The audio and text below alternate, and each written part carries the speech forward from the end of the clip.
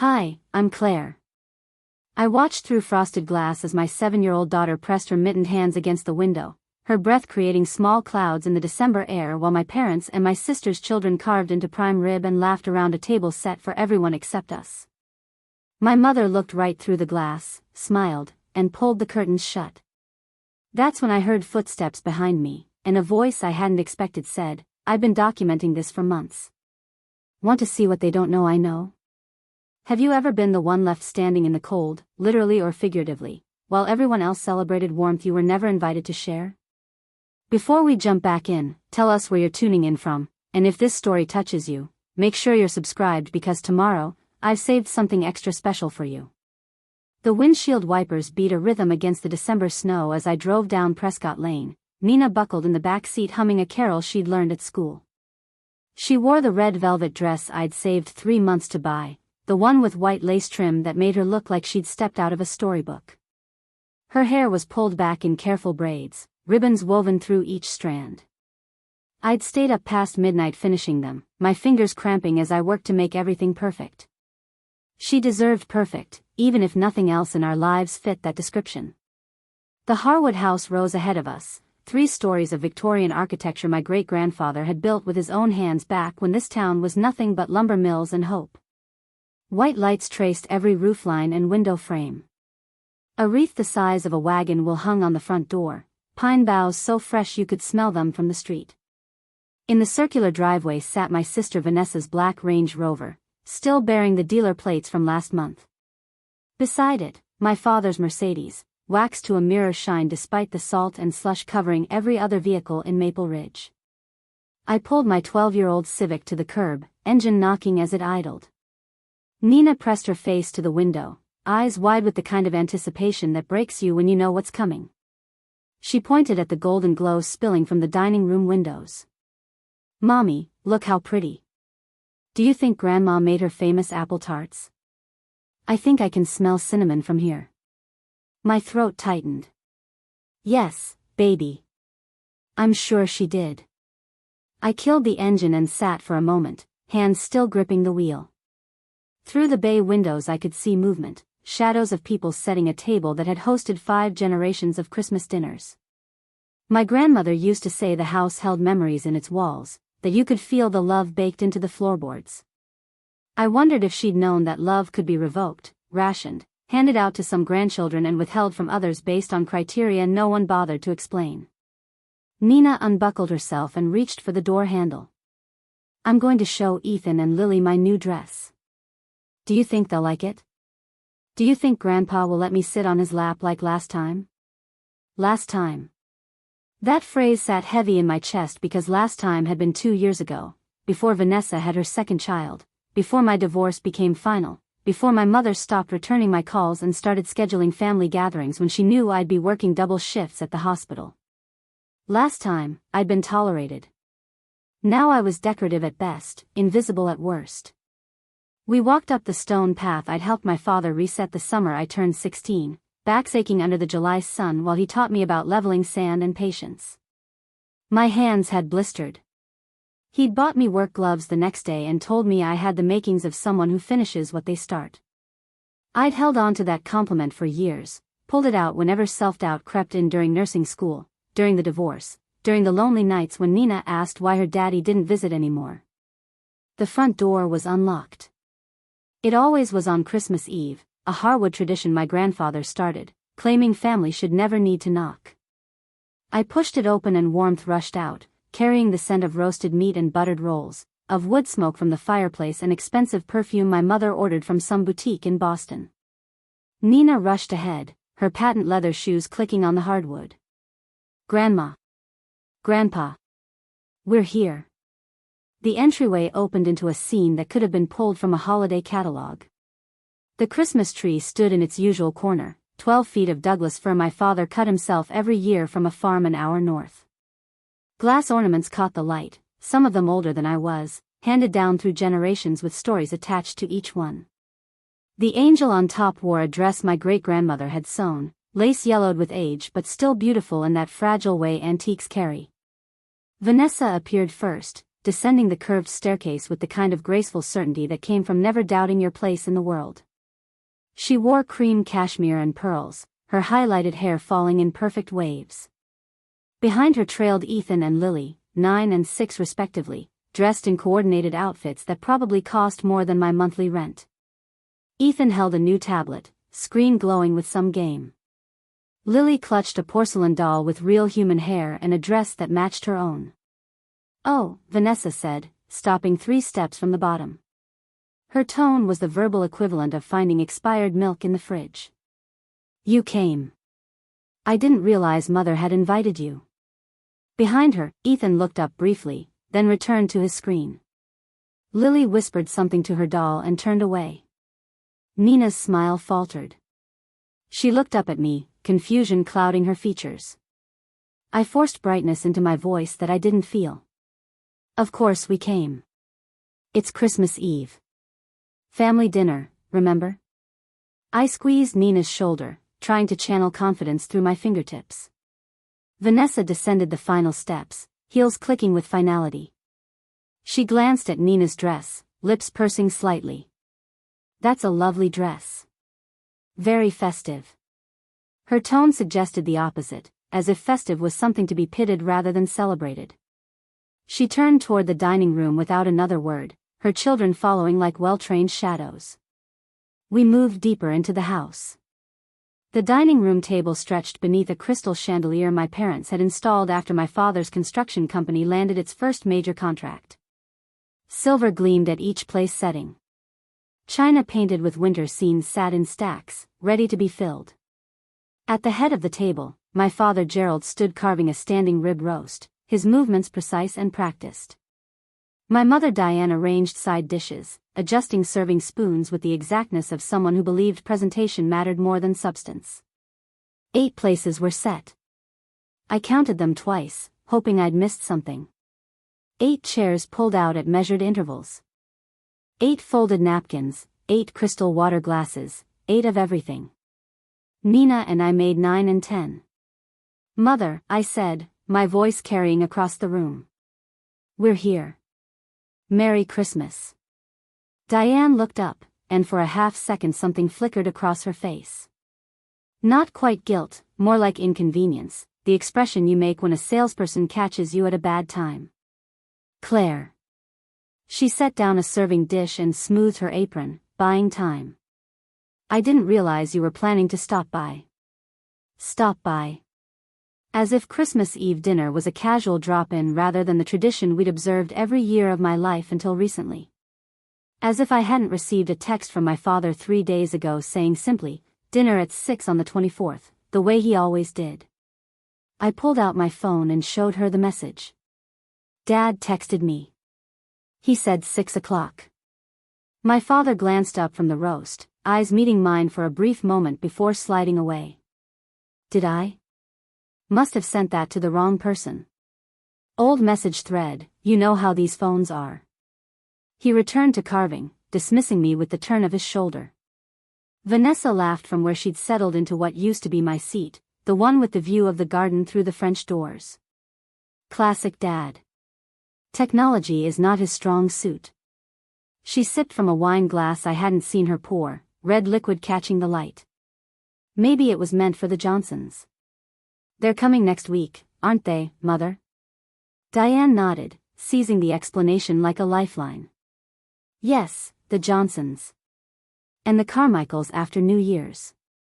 You know how the holidays are, so many gatherings, it's hard to keep track of who's invited when." She moved to the sideboard, rearranging already perfect dishes. Nina tugged my hand. "Mommy, where do we sit?" Her voice was small, uncertain in a way that cracked something inside me. She'd been so excited during the drive, chattering about whether Santa could find her at Grandma's house or if he only knew our apartment address. Now she stood in her beautiful red dress, surrounded by family who looked at her like she was an interruption rather than a grandchild. I scanned the table again. 8 settings. Vanessa and her husband Todd claimed 2 spots. Ethan and Lily had places marked with little name cards featuring hand-painted snowflakes. My parents at the head and foot. That was 6.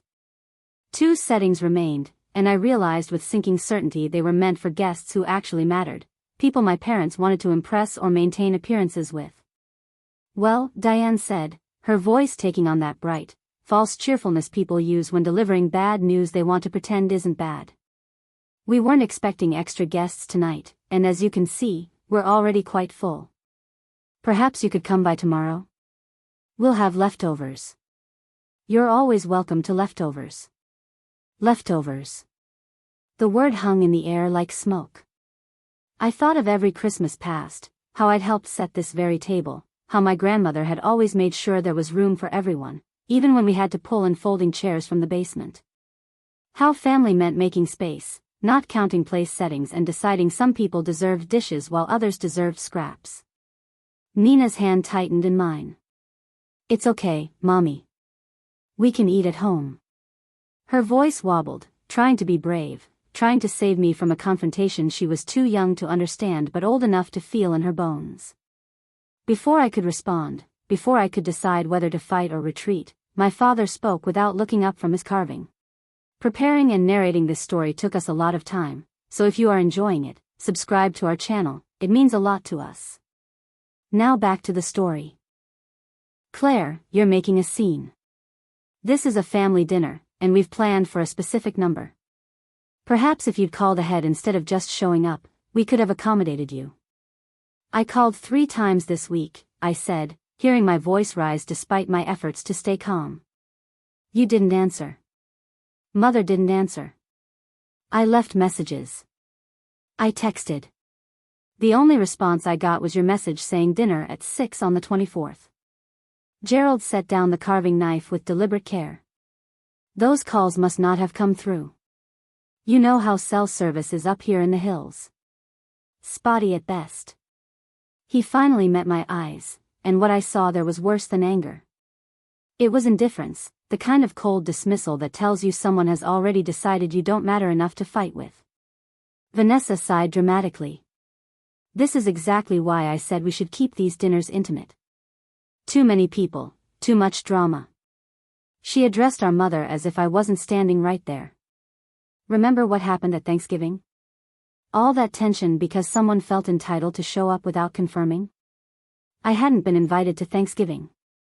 I'd spent the day working a double shift at the hospital, then taken Nina to a diner where a kind waitress named Pauline had slipped an extra slice of pie onto our table and told Nina her dress was beautiful. That memory felt both distant and achingly similar to this moment. Diane moved to the sideboard, opening a drawer and pulling out something wrapped in cloth. She unfolded it to reveal 2 paper plates, the cheap kind with holiday designs, something you'd use for a church potluck.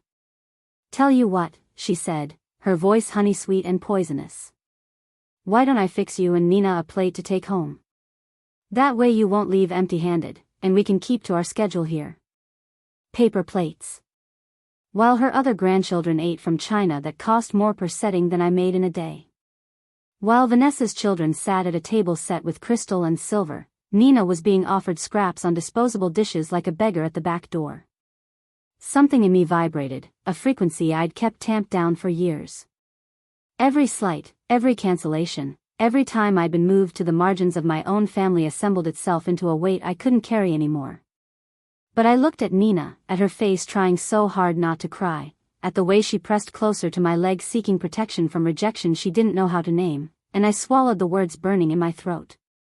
"That's very kind," I heard myself say, the words tasting like ash. "We appreciate it." Nina squeezed my hand 3 times, our secret code. "I love you." I squeezed back 4 times. "I love you too." Diane loaded 2 paper plates with turkey slices and cold side dishes pulled from the refrigerator, things that hadn't even been reheated yet.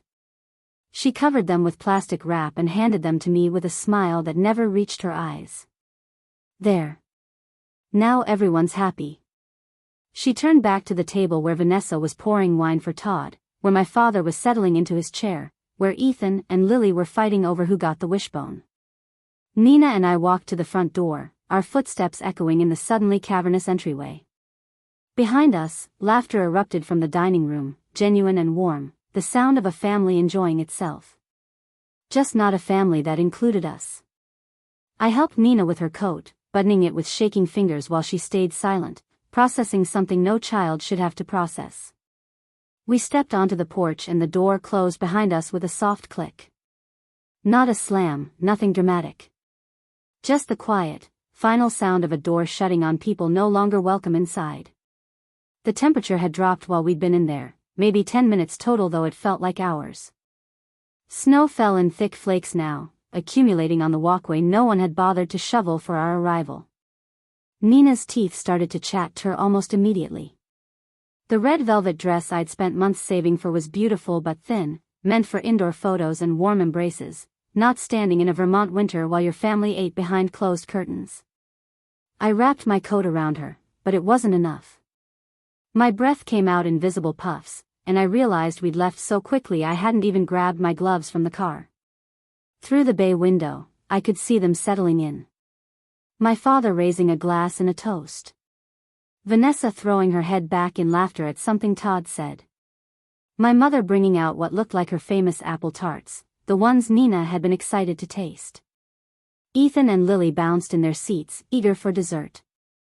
The chandelier cast everything in warm golden light, a picture of holiday perfection. Nina pressed her hands against the window, leaving small prints in the condensation forming on the cold glass. She didn't say anything, just watched, trying to understand why warmth existed on one side of the glass and cold on the other, why some grandchildren got velvet chairs and crystal glasses while she got paper plates and a closed door. I was about to pull her away, to lead her back to our car and try to salvage what was left of Christmas Eve, when I heard footsteps crunching through snow behind us. A voice, gravelly and tired, spoke from the darkness of the neighboring yard. They've been doing this all season, you know. To you and to others. I've been watching. I've been documenting it. And I think it's time someone held them accountable. I turned to see Frank DeLuca standing at the property line, snow dusting the shoulders of his wool coat. He'd lived next door for as long as I could remember, a retired teacher who kept to himself mostly but always had a kind word when our paths crossed. In his hands he held a phone, screen glowing in the darkness. What do you mean, documenting it? I asked, my voice barely above a whisper, not wanting Nina to hear, not wanting to hope for anything that might shatter. Frank stepped closer, close enough that I could see his breath mixing with mine in the cold air. He looked at Nina, then at me, then at the window where my family continued their celebration. I mean, I've recorded every time they've turned you away. Every conversation on the porch. Every excuse. And I've kept copies of every text message your father sent and then pretended he didn't. I've been a teacher for 40 years, Claire. I know cruelty when I see it, and I know the difference between an accident and a pattern. He held out his phone. On the screen was a video, time-stamped from 3 weeks ago, Thanksgiving Day. In it, I stood on this same porch while my mother told me through a cracked door that they were keeping dinner small this year, just immediate family, even though I could see Vanessa's in-laws sitting at the table behind her. Frank had captured the whole conversation, the lies layered so smoothly my mother probably believed them herself by the end. Why? I asked. Why would you record this? Why would you keep evidence of my own family humiliating me? Frank's expression was grim but gentle. Because I had a daughter once. She died when she was 8, hit by a drunk driver on Christmas Eve 30 years ago. And in the years before that, my wife's parents did to us what your parents are doing to you. They decided we weren't good enough, that our daughter wasn't the right kind of grandchild. By the time they wanted to make amends, wanted to be part of her life, she was gone. His voice cracked slightly. I swore if I ever saw another family weaponizing exclusion, especially against a child, I'd do something about it. So I've been doing something about it. Nina shivered against me, and I realized we'd been standing in the cold too long. Frank noticed too. Come inside my house. I have hot chocolate and a fireplace. We can talk where it's warm, and I can show you everything I've gathered. If you want to use it, if you want to fight back, I can help you. If you want to walk away and never look back, I'll respect that too. But you should at least know the full scope of what they've been doing. I looked back at the Harwood house one more time. Through the window, my mother was cutting the apple tarts, placing generous slices on china plates. Vanessa was wiping Lily's mouth with a linen napkin. My father was refilling wine glasses, playing the part of the generous patriarch. None of them looked toward the window. None of them wondered where we'd gone or if Nina was warm enough or if this moment would scar her in ways that would take years to heal. I took Nina's hand and followed Frank across the property line, through the gate in the hedge that separated our yards, up his shoveled walkway to a front door that opened without hesitation. Inside, his house smelled like cinnamon and old books, like safety. He helped Nina out of her coat and settled her in front of a fireplace where logs crackled and threw dancing shadows on the walls. He brought her hot chocolate in a mug shaped like a snowman, and she wrapped both hands around it, color slowly returning to her cheeks. Then Frank opened his laptop on the dining table and showed me what he'd been collecting. Videos, dozens of them. Time-stamped text messages he'd somehow accessed, my father's words preserved where he couldn't delete or deny them. Photographs of me standing on the porch, of Nina's confused face pressed against glass, of closed curtains and locked doors. He documented every exclusion, every time my parents had invented an excuse or changed plans at the last minute or forgotten to invite me to something they made sure Vanessa knew about. This is evidence, Frank said quietly, scrolling through files organized by date. Of what specifically, I wasn't sure yet.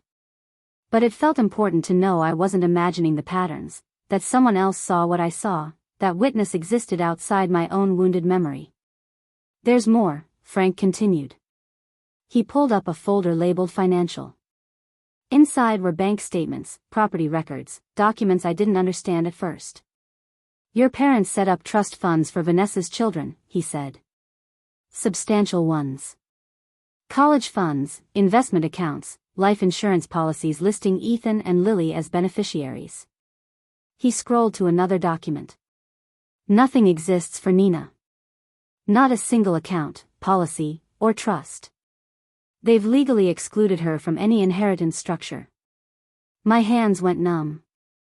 How do you have access to this? Frank's expression was apologetic. I'm friendly with Roger at the bank. He's seen how they treat you. When I asked if there was a pattern in the paperwork, he confirmed what I suspected. It's not illegal to favor some grandchildren over others, but it is cruel, and it shows intent. They're not just forgetting to include you, Claire. They're systematically erasing Nina from the family legacy.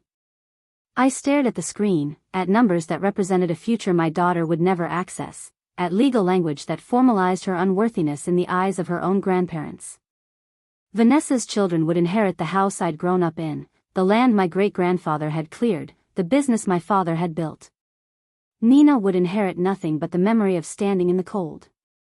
What can I do? I asked, not sure I wanted the answer, not sure I was strong enough for whatever came next. Frank closed the laptop. That depends on what you want. Justice? Reconciliation? An apology? Money?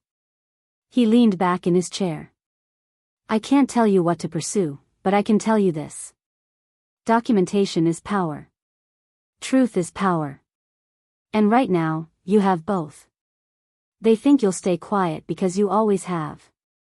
They think you'll accept this because you've accepted everything else. The question is, are they right? Through the wall, faint and muffled, I could hear singing from the Harwood house. Christmas carols, voices raised in harmony, celebrating a holiday they decided we didn't deserve to share. Nina had fallen asleep on Frank's couch, her snowman mug empty beside her, her face finally peaceful in the warmth. I thought about my grandmother, about the stories she used to tell of the Harwood family pride, of values like loyalty and integrity that supposedly ran through our bloodline. I thought about the woman I wanted Nina to become, and whether she'd grow into someone who accepted cruelty or someone who stood against it. Then I looked at Frank, at this near stranger who'd shown more kindness in an hour than my own family had shown in months, and I made a decision that felt both terrifying and inevitable. Tell me everything, I said. Show me all of it. And then help me figure out how to make sure this never happens to another child in this family again. Frank nodded slowly, something like approval crossing his weathered features. He reopened the laptop, and we began going through it all, piece by piece, building not just a case but an understanding of exactly how deep the betrayal ran and how long it had been growing. Outside, snow continued to fall on Prescott Lane, covering everything in white, making the world look clean and new even when underneath, damage spread like roots through frozen ground. The grandfather clock in Frank's living room chimed 8 times, and I realized we'd been sitting at his dining table for nearly 2 hours. Nina still slept on his couch, covered with a quilt Frank had tucked around her with the practiced gentleness of someone who remembered being a parent. My paper plates of cold food sat untouched on the counter, growing more pathetic by the minute. Frank clicked through another folder, this one labeled correspondence. Inside were screenshots of family group chats I'd been removed from, email threads discussing holiday plans that deliberately excluded my address, even a scanned copy of a Christmas card list where my name had been crossed out in red ink. Someone, probably my mother, had made the active choice to draw a line through my existence. "Look at this one," Frank said, pulling up a text exchange from early November. It was between my mother and Vanessa, discussing Christmas Eve plans. Diane had written, "Should we invite Claire this year or just let it be a drama-free holiday?" Vanessa's response came through in cold precision. "Mom, every time she's here she makes everything awkward with her judgy energy. Plus Nina is so clingy and weird. Let's just keep it to functional family." Functional family.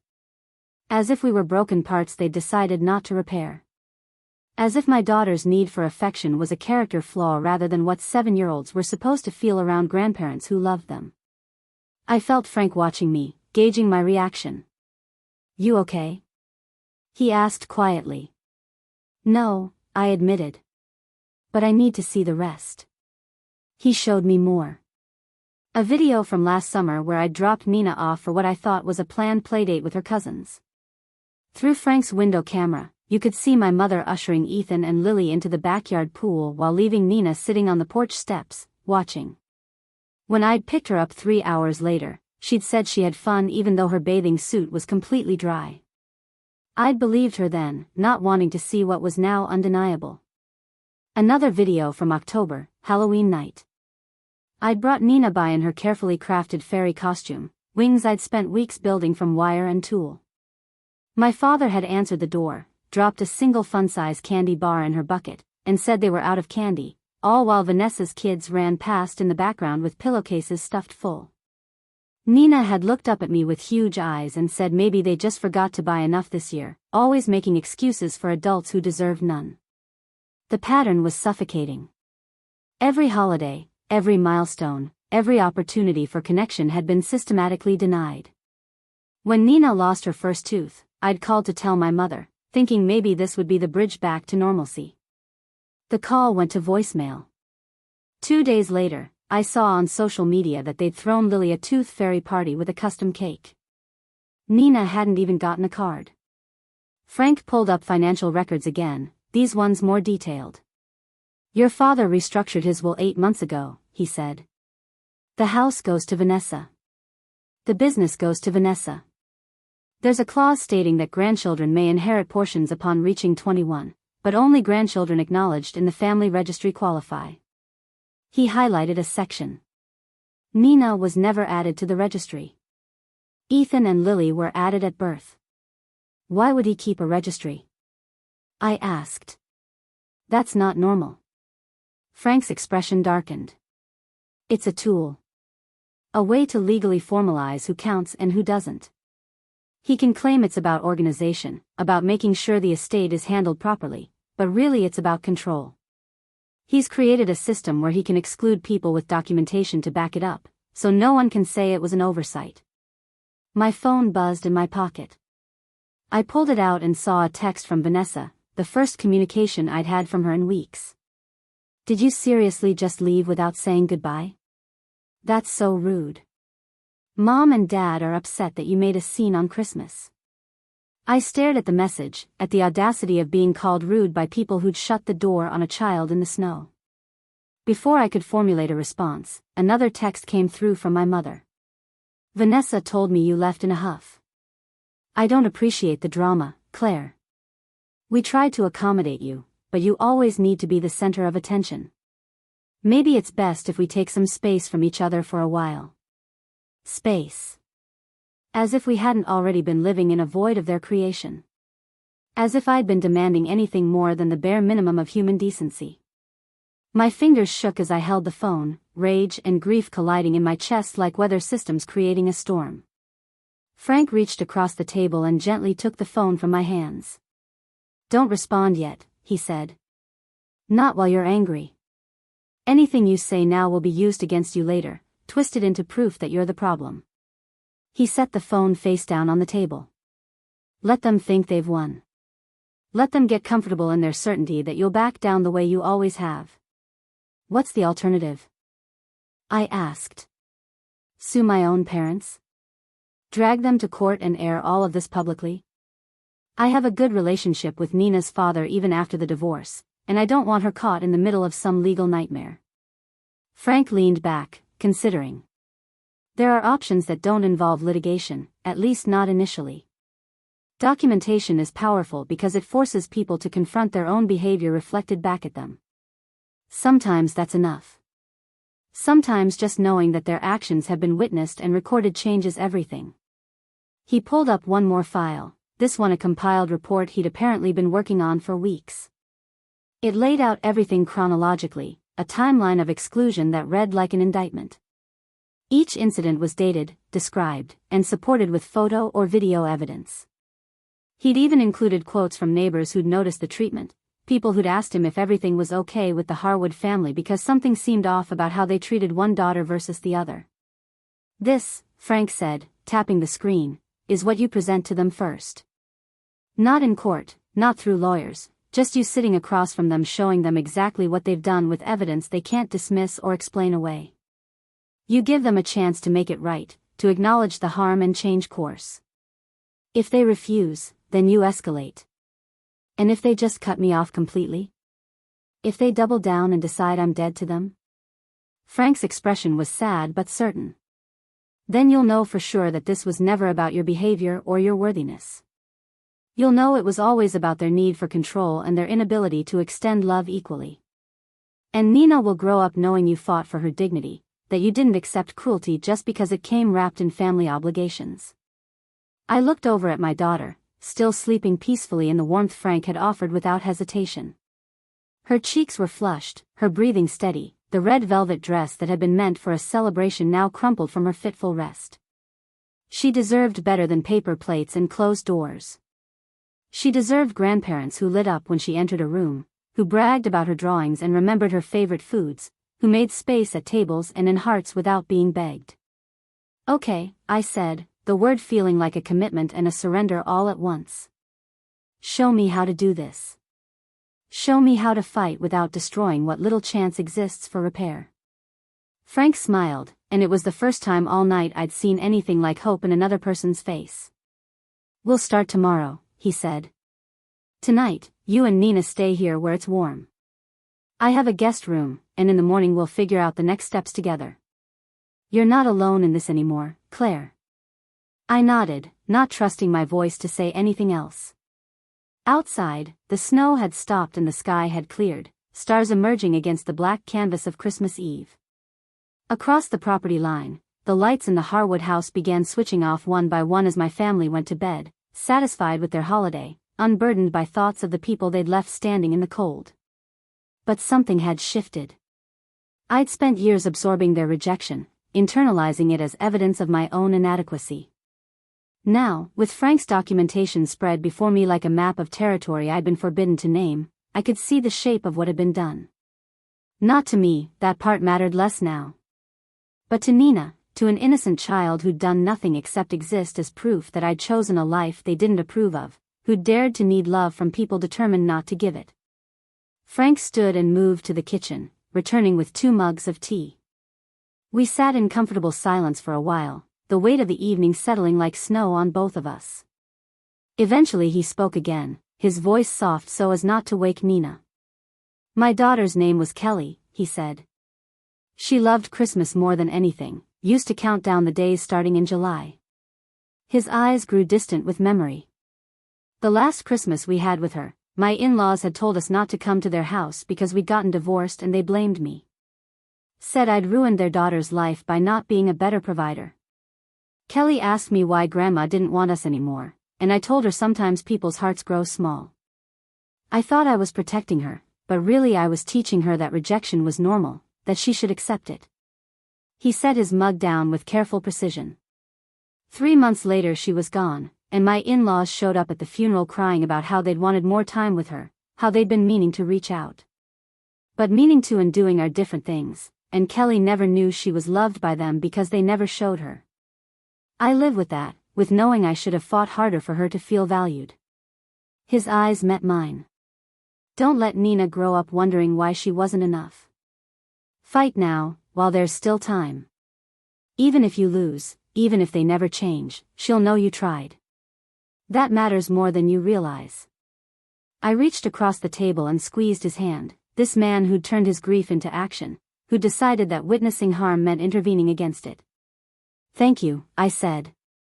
For seeing us. For caring when you didn't have to. We're all we've got in this world, Frank said simply. Might as well look out for each other. I carried Nina to the guest room an hour later, tucking her into a bed that smelled like lavender and old quilts. She stirred briefly, murmured something about hot chocolate, and fell back into dreams I hoped were kinder than her waking hours had been. I sat on the edge of the bed watching her breathe, this small person I'd brought into a world that seemed determined to teach her she didn't matter. But she mattered. She mattered more than anything, and starting tomorrow I was going to make sure everyone knew it, whether they wanted to hear it or not. Morning light filtered through unfamiliar curtains, and for a disorienting moment I forgot where I was. Then I heard Nina's voice drifting from somewhere downstairs, bright and animated in a way I hadn't heard in months. I followed the sound to Frank's kitchen where my daughter sat at a round oak table, syrup pooling around a stack of pancakes shaped like snowmen. Frank stood at the stove, spatula in hand, looking more grandfatherly in that moment than my own father had in years. Claire, Frank said, noticing me in the doorway. Coffee's fresh, and there's plenty more batter if you're hungry. Nina was just telling me about her school play. Apparently she's playing a reindeer with a solo line. 2 lines, Nina corrected, holding up fingers sticky with syrup. I get to say, Santa, the sleigh won't fly, and then, maybe we need more magic. She beamed with the kind of pride children have before the world teaches them to diminish their own accomplishments.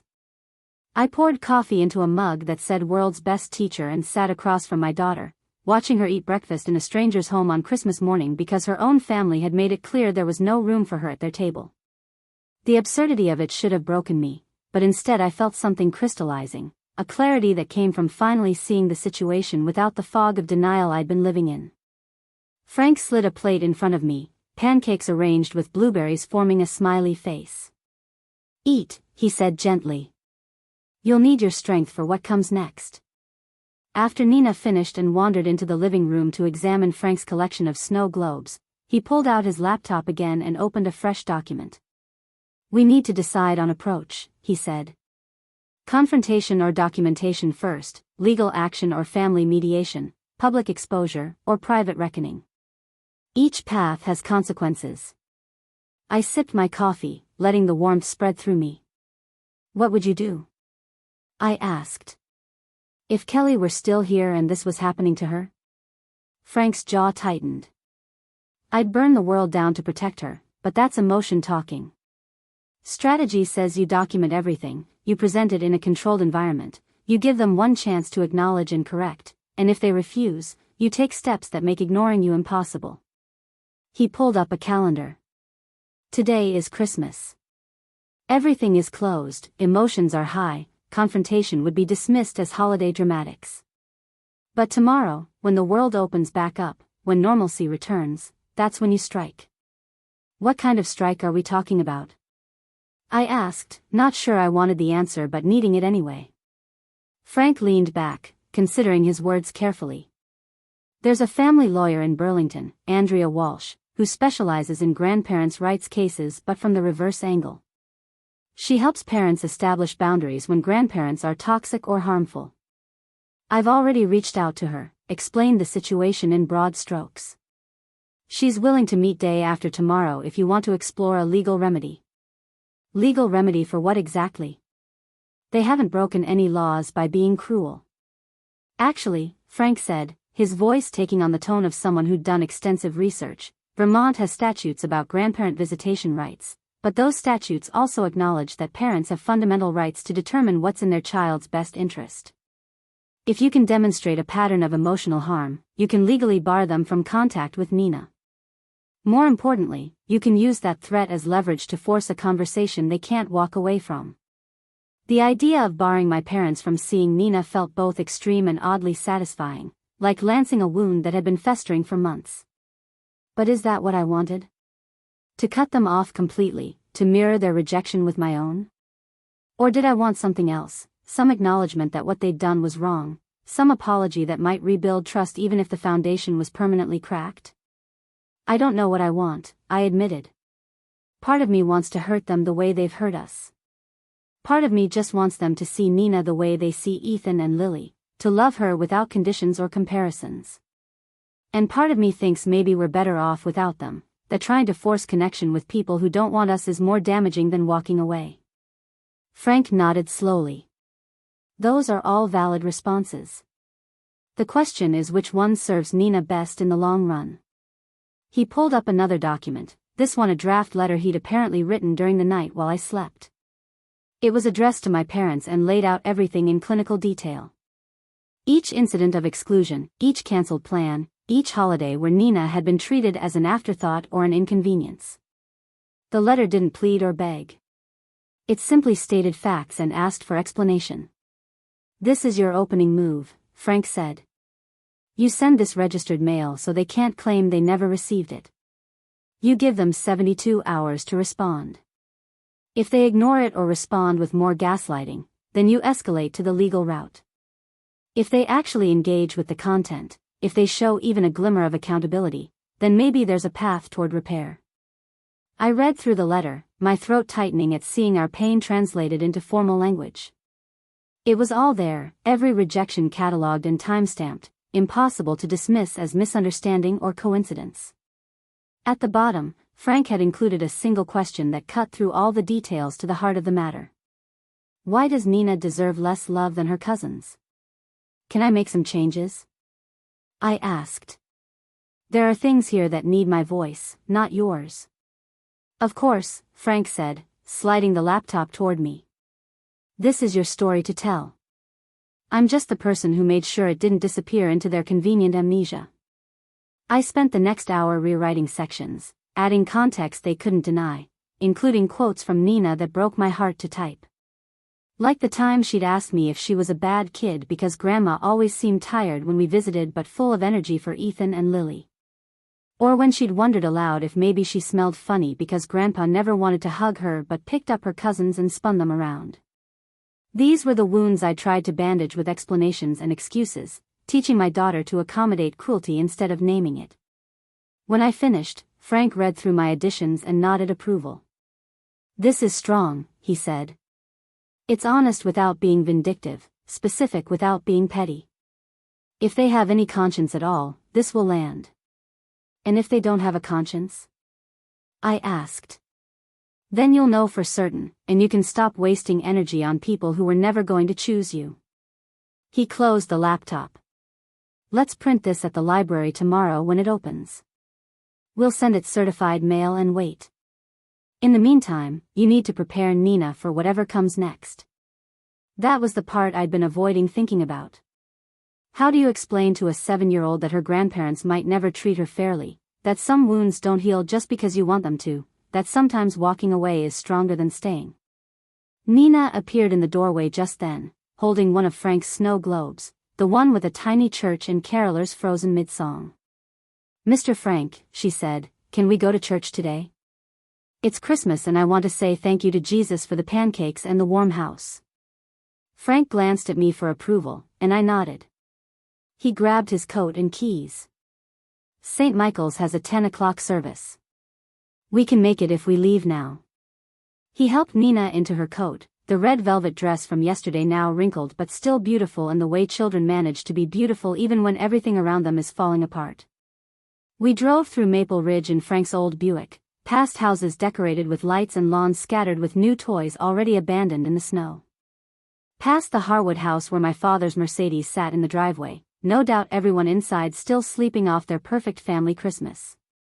Past the elementary school where Nina attended 2nd grade and sometimes came home crying because she didn't have stories about grandparent visits like the other kids shared during circle time.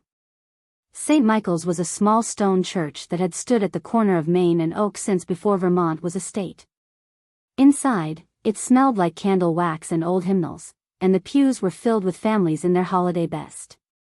We slid into a back row, and Nina sat between Frank and me, swinging her legs and humming along to carols she half knew. The sermon was about Mary and Joseph finding no room at the inn, about how God chose to enter the world through rejection and displacement, about how the people who should have welcomed the Holy Family turned them away. The priest, an elderly man with kind eyes, spoke about how we're all called to be innkeepers who say yes instead of no, who make space instead of closing doors, who recognize the sacred in unexpected packages.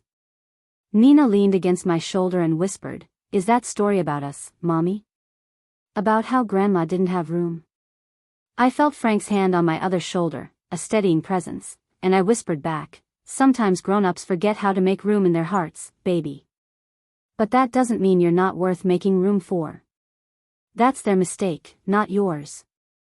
After the service, several people stopped to greet Frank, clearly knowing him from years of attendance. He introduced us each time as his neighbors, not elaborating, not explaining, just including us naturally in his circle. An older woman named Margaret hugged Nina and told her the red dress was stunning. A man named Bill slipped her a candy cane and said she looked like she belonged on top of a Christmas tree. These small kindnesses from strangers felt more substantial than anything my family had offered in months. We returned to Frank's house to find my phone buzzing with messages. 3 from Vanessa, each more irritated than the last. The first said, "Mom wants to know if you're planning to apologize for yesterday." The second said, "You really embarrassed us in front of the neighbors leaving like that." The third said, "Dad's saying if you can't be civil then maybe it's better if you stay away permanently." Good riddance, honestly. Good riddance. My sister's contempt distilled into 2 words. I showed the messages to Frank, who read them with a grimace. "They're trying to rewrite history," he said. "Make you the villain so they don't have to examine their own behavior. Classic manipulation tactic. Don't engage. Save these messages, they're evidence of the pattern." I wanted to respond, wanted to defend myself against accusations that had no basis in anything except their need to justify cruelty. But Frank was right. Anything I said would be twisted, used as proof that I was difficult or dramatic or whatever label they needed to make themselves feel better about what they'd done. Instead, I opened my notes app and started writing down everything I could remember from years past, all the small moments of exclusion I'd convinced myself didn't matter. The birthday party for Ethan where I'd been told the guest list was full even though they'd invited neighbors we barely knew. The Thanksgiving when Vanessa announced her 2nd pregnancy and my mother had gushed about legacy and continuation while I sat there still raw from my miscarriage months earlier, ignored and invisible. The summer barbecue where they'd hired a photographer for family portraits and somehow forgot to include Nina and me in any of the shots. Each memory stung less as I wrote it down, as if transferring it to the page released some of its power to wound me. By the time Nina called me to lunch, I had pages of documentation, years of pain made concrete and undeniable. Frank had made grilled cheese and tomato soup, comfort food that felt appropriate for a day spent processing grief. We ate quietly, Nina chattering about the church service and the snow globes and whether reindeer actually ate carrots or if that was just in stories. Normal, domestic conversation that highlighted how abnormal our situation had become. After lunch, while Nina napped on the couch, Frank and I went through his filing cabinet where he kept hard copies of everything he'd recorded. He was old school, believed in paper trails that couldn't be deleted with a keystroke. We organized it all into a binder, chronological order, each incident followed by evidence. Photos, videos, screenshots, even receipts from the times I'd bought gifts for family events I'd later been uninvited to. "This is obsessive," I said, not as criticism but as observation. "You've spent months on this." Frank shrugged. "I'm retired. I have time. And honestly, after Kelly died, I needed something to do with the anger." This felt productive, like maybe I could stop it from happening to another kid. He met my eyes. I know it might seem like overreach, like I inserted myself where I don't belong. If that's how you feel, I'll understand. I put my hand over his weathered one. You saved us, I said simply. Last night, standing in that cold, I was about to convince Nina and myself that we deserved it somehow, that we needed to try harder to earn their love. You stopped that spiral. You gave me tools to fight back instead of just absorbing abuse. That's not overreach. That's heroism. Frank's eyes glistened, but he blinked the emotion away. Let's just say I'm paying forward the help I wish someone had given me 30 years ago. We worked until the winter sun started setting, orange lights slanting through windows and painting everything gold. Nina woke and asked if we were going home, and I realized I hadn't even thought about our apartment, about the empty rooms waiting for us, about how we'd salvage a Christmas that had started with rejection and ended with revolution. We can stay another night if you need to, Frank offered, reading my hesitation. Or I can drive you home and help you figure out next steps from there. Whatever you need. I need to stop running, I said, surprising myself with the firmness in my voice. I need to go to my parents' house tomorrow and hand them that letter myself. No certified mail, no distance. I need to look them in the eye and make them read it while I stand there. Frank considered this. That's bold. Could backfire if they refuse or make a scene. Then it backfires, I said. But at least I'll know I tried everything, that I gave them every opportunity to do the right thing before I took measures they can't ignore. He nodded slowly. Okay. Then tomorrow morning, we go together. You hand them the letter, you give them 48 hours to respond in writing, and you make it clear that silence or deflection will be treated as confirmation that legal intervention is necessary. Legal intervention. The phrase felt heavy, final, like crossing a bridge that would burn behind me. But maybe some bridges deserved to burn. Maybe some relationships were so toxic that destroying them was the only way to protect the people who mattered most. That night, after Nina was asleep, I sat in Frank's living room with a cup of tea and looked through his photo albums. He'd pulled them out to show me pictures of Kelly, this ghost daughter whose absence had driven him to protect mine. She had dark curls and a gap-toothed smile, looked absolutely fearless in every shot. There was one of her on Christmas morning, maybe 6 years old, surrounded by wrapping paper and holding up a stuffed reindeer with obvious delight. She was beautiful, I said softly. She was everything, Frank replied. And I failed her by not fighting harder against people who wanted to diminish her. I won't make that mistake twice. We sat in comfortable silence for a while, two broken people finding strange solidarity in circumstances that should never have connected us. Eventually Frank spoke again, his voice rough with emotion he usually kept buried. My ex-wife blamed me after Kelly died. Said if I'd been more successful, if we'd had a better house and a better neighborhood, her parents would have accepted us and Kelly would have felt more loved. Might not have run into the street chasing a ball because she was distracted by sadness. He stared into his tea. I spent years believing her, thinking Kelly's death was punishment for my inadequacy. And now? I asked gently. Now I know that people who withhold love based on arbitrary standards are the inadequate ones. Kelly died because a drunk driver ran a red light, not because I didn't make enough money or live up to someone else's expectations. But by the time I figured that out, it was too late to protect her from the damage of feeling unwanted. He looked at me with intensity that made me sit straighter. Don't let it be too late for Nina. Don't spend years trying to earn acceptance from people who've decided you're not worth accepting. Fight now, while she's young enough that winning this battle might prevent her from carrying wounds into adulthood. I will, I promised. Starting tomorrow. We talked until midnight, planning every detail of the confrontation, anticipating every possible response my parents might have, preparing for outcomes ranging from tearful reconciliation to complete estrangement. By the time I finally went to bed, I felt more prepared than I'd felt for anything in years, armed not just with evidence but with purpose. In the guest room, I watched Nina sleep, her face peaceful in the moonlight filtering through curtains. She'd asked me earlier if tomorrow could we have our own Christmas, just the two of us, maybe with Mr. Frank if he wanted to come. She'd suggested we could make cookies and watch movies, and it would be just as good as a big family dinner, maybe even better because nobody would be mean. The fact that my 7-year-old had absorbed enough cruelty to expect meanness as a normal part of family gatherings broke something in me that needed breaking. I'd spent too long protecting my parents' feelings, making excuses for their behavior, teaching Nina to accept scraps and call it love. Tomorrow that ended. I pulled out my phone and opened the notes where I'd been drafting additions to Frank's letter. One section needed work, the part where I explained what I wanted from them moving forward. It couldn't be vague. It had to be specific, measurable, impossible to misinterpret. I wrote, Nina deserves equal treatment in all family matters including holidays, birthdays, and financial planning. She deserves grandparents who remember her preferences, celebrate her achievements, and make her feel wanted without qualification. She deserves to be included in family photos, group chats, and estate documents the same way her cousins are included.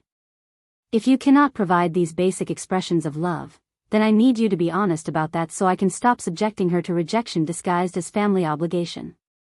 I read it over 3 times, adjusting words, sharpening the message until it felt both fair and firm. Then I added one final paragraph that felt like jumping off a cliff but also like finally learning to fly. I will no longer accept explanations that blame my behavior for your choices. I will no longer teach Nina to earn love that should be freely given. If you want a relationship with us moving forward, it will be on terms that protect her emotional well-being, not terms that prioritize your comfort or convenience. You have 48 hours to respond in writing. After that, I will take whatever steps necessary to ensure my daughter grows up knowing her worth, with or without you. I sent the updated version to Frank's email so he could incorporate it into the final draft. Then I set my phone aside and lay back against unfamiliar pillows in a borrowed bed, feeling strangely calm despite knowing tomorrow would detonate whatever remained of my relationship with my parents. Nina stirred in her sleep, reaching out one small hand as if searching for reassurance even in dreams. I took her hand and held it gently, making a silent promise that whatever happened tomorrow, whatever consequences came from finally standing up instead of standing down, she would know she mattered. Not because her grandparents said so, but because I did. And sometimes that had to be enough.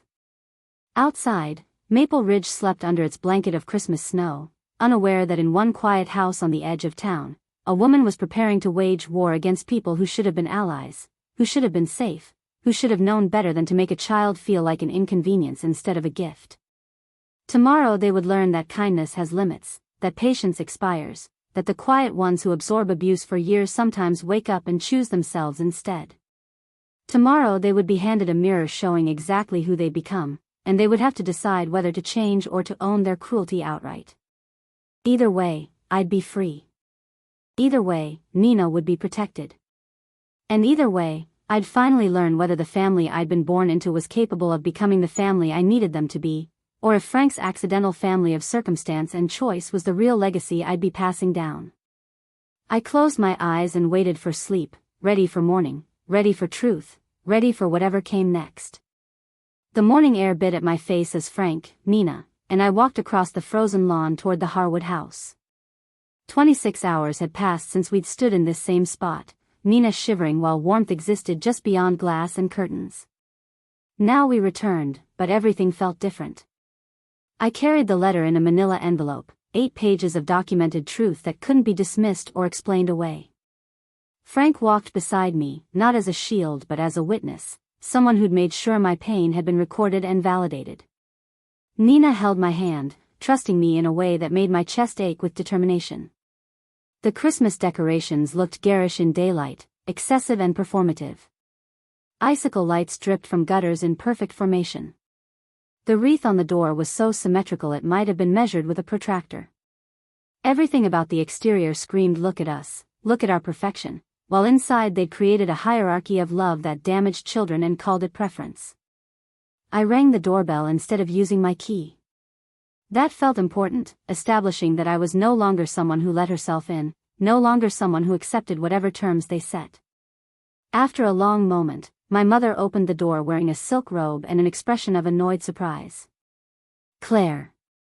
What are you doing here? And why is Frank with you? This is a family matter." It is a family matter, I agreed, my voice steadier than I expected. That's why I'm here. I held out the envelope. I need you and Dad to read this. All of it. Right now, while I wait. Diane's eyes narrowed. If this is some kind of dramatic confrontation, I don't have time for it. We have house guests arriving this afternoon, and I'm behind on preparations. She started to close the door, but Frank stepped forward, not aggressive but immovable. Mrs. Harwood, he said politely, your daughter has documented significant concerns about how her child has been treated. The contents of that envelope represent months of observation and evidence. You can read it now and respond thoughtfully, or you can ignore it and deal with the consequences. Your choice, but choose quickly because we're not leaving until you do. My mother's face flushed. How dare you insert yourself into our family business? You're a neighbor, nothing more. What happens between us and Claire is none of your concern. A child being excluded and emotionally harmed is everyone's concern, Frank replied calmly. I'm a mandated reporter, Mrs. Harwood. Retired teacher, remember? I've spent 40 years learning to recognize when a child is being damaged by the adults around them. So either you read that letter and we have a conversation, or I make phone calls to people who are legally obligated to investigate. The threat hung in the cold air. My mother's expression cycled through shock, outrage, and finally calculation. She snatched the envelope from my hand. Fine. Come in. But this is absurd, absolutely absurd. She turned and stalked into the house, leaving the door open behind her. We entered the foyer where just over a day ago Nina had been so excited, so hopeful. Now my daughter pressed close to my side, sensing the tension crackling through the air like static electricity. My father emerged from the study, reading glasses perched on his nose, newspaper folded under one arm. What's all the commotion? He saw us and stopped short. Oh. You're back. I thought we'd agreed some distance would be best for everyone. We didn't agree to anything, I said. You and Mother decided to exclude us, and I accepted it because that's what I've always done. But that ends now. I pointed to the envelope Mother held. Read it. Both of you. Every word. Gerald's jaw tightened, but he took the envelope from Diane and pulled out the letter. They moved to the living room, settling onto the leather sofa where they'd sat for 1,000 family discussions over the years. Nina, Frank, and I remained standing. I wanted the height advantage, wanted them to have to look up at us for once instead of the other way around. I watched my parents read, their expressions shifting as they absorbed page after page of their own cruelty reflected back at them. My father's face remained stony, but a muscle in his jaw jumped periodically. My mother's hands trembled slightly, whether from anger or shame I couldn't tell. They read in silence for what felt like an hour but was probably closer to 15 minutes. Finally, Gerald looked up. This is your interpretation of events, not necessarily an accurate record. You've always been oversensitive, Claire. Every little thing becomes a drama with you. Every little thing, I repeated slowly. Shutting the door on Nina while she stood in the cold is a little thing? Removing her from the family trust while setting up college funds for Ethan and Lily is a little thing? I took a step closer. There's video evidence, Dad. Timestamps, recordings, financial documents. This isn't my interpretation. This is fact. My mother set down the letter with shaking hands. Even if some of these incidents happened the way you describe, she said carefully, you have to understand that Vanessa's children are easier. They're well behaved, they don't make demands, they fit into our lifestyle. Nina is lovely, but she's also needy and awkward, and honestly, Claire, the way you parent her, letting her be so clingy and emotional, it's exhausting to be around. The words landed like physical blows. Needy. Awkward. Exhausting. My 7-year-old daughter described in terms you'd use for a burden, not a grandchild. I felt Nina's hand tighten in mine and knew she'd heard, knew these words would live in her memory alongside all the other rejections. She's needy because you've starved her of affection, I said, my voice rising despite my intention to stay calm. She's awkward because she's trying to figure out why she's not good enough for you. And if loving my child openly makes me an exhausting parent, then I'll wear that label proudly. I pulled Nina closer. You've spent months making her feel defective when the defect is in you, in your inability to love without conditions. Vanessa appeared on the staircase, clearly awakened by raised voices. She wore designer loungewear and an expression of supreme irritation. Oh my God, are we really doing this? Can't you just accept that not everyone has to cater to your daughter? Some of us have standards. Standards, I repeated, looking at my sister with new eyes. What standards exactly? The standard that says some grandchildren deserve trust funds while others deserve nothing? The standard that says paper plates for some kids and china for others? I turned back to my parents. You've created a system where my daughter's worth is measured against arbitrary metrics she can't control. Birth order, her parents' marital status, her personality, all things that should be irrelevant to whether she receives basic love and dignity. My father stood, drawing himself to full height. You come into our home making accusations, bringing strangers to witness our private business, demanding we account for decisions that are ours to make. We don't owe you explanations for how we choose to distribute our time, money, or affection. If you don't like how we run this family, you're free to leave it. The ultimatum hung heavy. This was the moment I'd been dreading and preparing for, the point where they'd force me to choose between accepting abuse or walking away from the only family I'd known. I looked at Frank, who nodded slightly, reminding me I wasn't alone. I looked at Nina, whose trust in me required that I be brave even when bravery felt impossible. You're right, I said quietly. I am free to leave. But before I do, I need you to understand what you're choosing. I gestured to the letter still scattered across their coffee table. That document will be filed with family court tomorrow. I've consulted with an attorney who specializes in cases where parents need to protect children from harmful grandparent relationships. I'm pursuing a legal order that restricts your contact with Nina until you can demonstrate that such contact serves her best interests. My mother gasped. You're taking our granddaughter away from us? Over what, because we don't spoil her the way you want us to? I'm protecting my daughter from people who damage her self-worth every time she's around them, I corrected. You're not being asked to spoil her. You're being asked to treat her with the same baseline decency you show Ethan and Lily. That shouldn't be difficult unless you genuinely believe she's less deserving. This is blackmail, Gerald said, his face reddening. You're trying to manipulate us into compliance by threatening legal action. That's not how family works. Family works through mutual respect and care, I shot back. You abandoned those principles long ago. I'm just making the consequences explicit. You have 48 hours to respond in writing. Either you commit to measurable changes in how you treat Nina, changes that will be monitored and documented, or you accept that your relationship with her is over. Not because I'm vindictive, but because I won't subject her to people who make her feel worthless. Vanessa descended the stairs fully now, arms crossed. You're being ridiculous.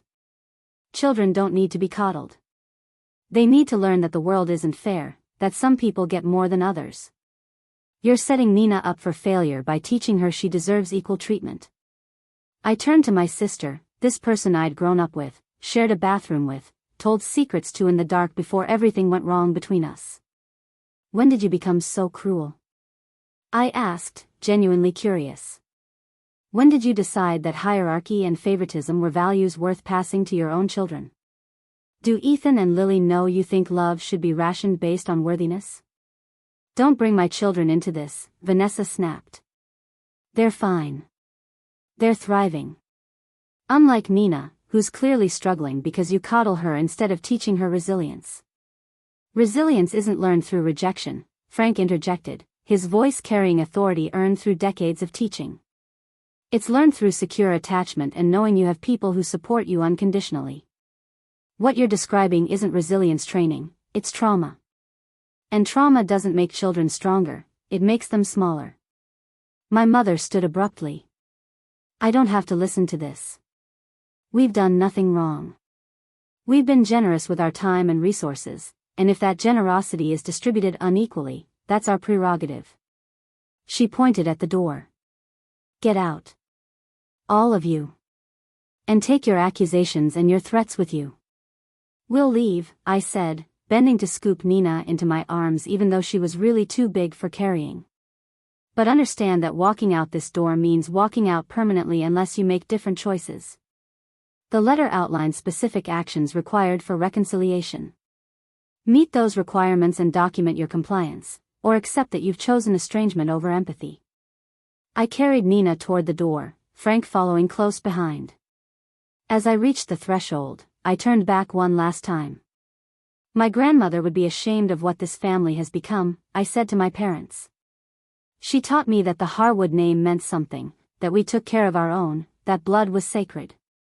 You've turned her legacy into a weapon, used it to hurt instead of heal. I hope whatever satisfaction you get from excluding us is worth what you're losing. The door closed behind us with a definitive thud, and we were outside again, breath visible in the frozen air.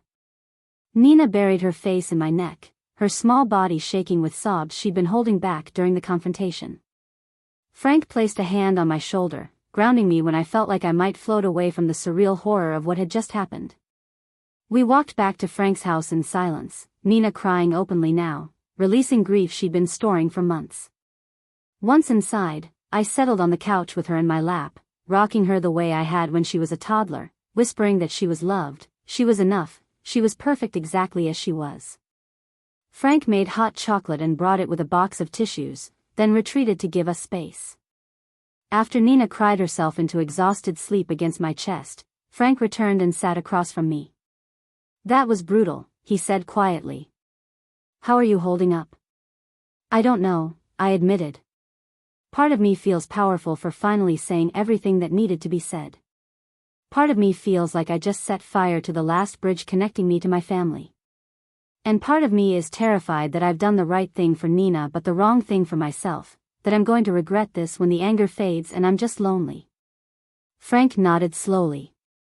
Those are all normal responses to boundary setting, especially with family. The question is, do you regret what you said, or do you just regret that it was necessary to say it? I thought about that, replaying the confrontation in my mind. I don't regret a single word, I said finally. I regret that my parents forced me into a position where those words were required. I regret that they chose their pride over their granddaughter. But what I said, that was truth, and truth doesn't require apology. Then you did the right thing, Frank said simply. Now we wait and see if they're capable of change, or if they're going to dig in and prove that your decision to protect Nina was not just right but necessary. We spent the rest of the day in quiet activity. Frank taught Nina how to make paper snowflakes, and they decorated his windows with delicate patterns. I called the attorney Andrea Walsh and scheduled a meeting for the following morning. I also called my ex-husband Daniel and explained what had happened, wanting him to be aware in case my parents tried to use him as a weapon or claim I was being unreasonable. Daniel's response surprised me. I always knew your family was messed up, he said, but I didn't realize it was this bad. If you need me to provide a statement about how they treat Nina versus how they talked about treating Vanessa's kids, I'm happy to do that. Nina's a great kid, and she doesn't deserve any of this. The support from my ex-husband, someone I'd feared might side with my parents out of some misplaced idea of adult solidarity, steadied me. People were seeing what I saw, validating that this wasn't manufactured drama but genuine harm requiring intervention. That evening, my phone buzzed with a text from my father. It was short and cold. We've discussed your ultimatum. We will not be responding in writing or otherwise. Our decisions regarding family relationships are not subject to your approval. Consider this our final communication. I showed the message to Frank, who read it with a grim expression. They're choosing pride over relationship, he said. That tells you everything you need to know about their priorities. I forwarded the message to Andrea Walsh with a note explaining that this was their refusal to engage.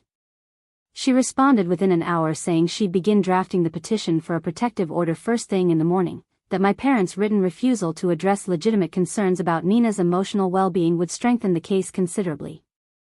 As I put Nina to bed that night in Frank's guest room, she asked me a question that broke my heart even as it showed her resilience. Mommy, Are we going to be okay without Grandma and Grandpa? Yes, baby, I said, smoothing hair back from her forehead. We're going to be better than okay. We're going to build a life where everyone who's in it actually wants to be there, where love isn't something you have to earn or compete for. We're going to find our real family, the people who choose us back. Like Mr. Frank? Nina asked, her eyes already heavy with sleep. Like Mr. Frank, I confirmed. And like your dad, and like the friends we'll make, and like anyone else who sees how special you are and wants to be part of your story. She fell asleep quickly, exhausted from emotional upheaval, and I sat watching her breathe in the darkness. Tomorrow I'd meet with the attorney and set in motion a legal process that would formalize the break with my parents. Tomorrow I'd start figuring out how to rebuild a life without the family structure I'd assumed would always exist, flawed as it was. Tomorrow I'd begin teaching Nina that sometimes love means walking away from people who hurt you, even when those people share your blood. But tonight, I just sat in the quiet, grieving for what could have been, angry at what actually was, and cautiously hopeful for what might come next. The Harwood family had always prided itself on legacy, on maintaining traditions and passing down values. I was about to create a new legacy, one where children mattered more than pride, where kindness outranked hierarchy, where chosen family held more weight than biological obligation. Frank knocked softly and entered, carrying 2 mugs of tea. Thought you could use this, he said, handing me one. I made chamomile. Supposed to be calming, though I'm not sure anything's truly calming after the day you've had. Thank you, I said, accepting the mug. For the tea, for the documentation, for believing me when it would have been easier to mind your own business. I don't know how I'll ever repay you. You don't repay kindness, Frank said, settling into the chair beside the bed. You pass it forward. Someday Nina's going to be in a position to help someone else who's hurting, and she'll remember that people showed up for her when it mattered. That's the currency that counts. We drank our tea in companionable silence, 2 wounded people finding unexpected solidarity in circumstances that should have been impossible. Eventually Frank stood to leave, pausing in the doorway.